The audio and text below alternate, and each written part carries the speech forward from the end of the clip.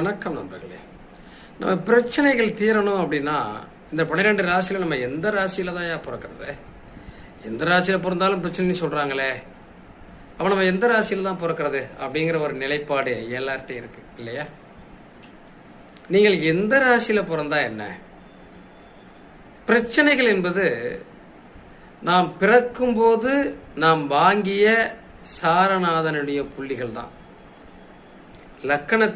லக்கணம் என்ன சாரம் வாங்கியிருக்கு, லக்னாதிபதி எப்படி இருக்கார், லக்கணம் 1, 5, 9 பலமாக இருக்கிறதா, இதை வச்சுதான் நம்ம வாழ்க்கை அமைய போகுது.